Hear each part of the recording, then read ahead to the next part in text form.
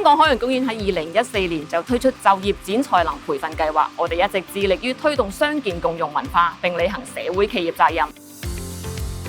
項計劃為殘疾人士提供學習同埋培訓機會，幫助佢哋學習技能，提升就業能力，進一步融入社會。同時，我哋希望透過呢項計劃，俾同事更加深刻地理解共融嘅價值，營造出一個包容同埋多元化嘅工作環境。香港傷健協會係我哋首選嘅合作夥伴，因為協會喺推動傷健共融文化嘅專業知識同埋豐富經驗。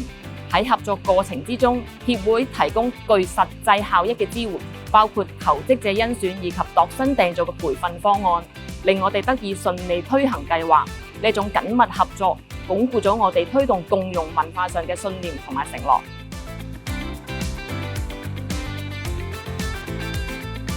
對海洋公園嚟講，共融就業唔單止係一項政策，更係一個持續創造價值嘅過程。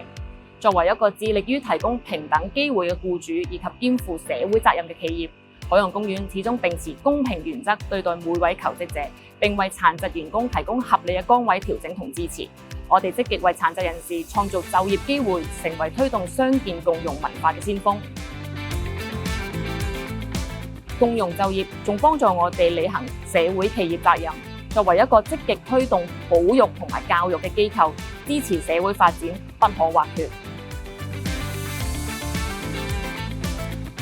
透過就業展才能培訓計劃，我哋能夠協助有需要人士發揮潛能，亦能夠推動社會對傷健共融嘅正面認知作出貢獻，從而喺更大層面上促進共融文化實現。舉一個成功例子，一個患有弱聽同埋弱視嘅同事參與咗我哋呢項計劃，並完成咗9個月嘅培訓同埋實習之後，成功獲聘為票務部嘅正式員工。佢喺工作表現卓越、細心、有責任感，能高效處理繁忙時段嘅業務需求，仲主動提出改善票務流程建議，提升部門嘅運作效率同埋訪客體驗。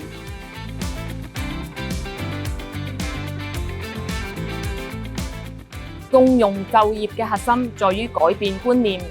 企業需要制定清晰嘅實施計劃，更需要有勇氣打破對傷健人士嘅刻板印象，並以開放心態接納多元化。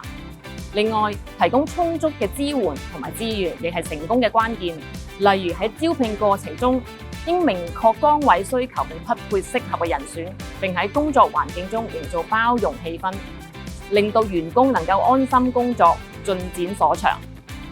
以海洋公園經驗為例，我哋一直同香港傷健協會保持緊密溝通，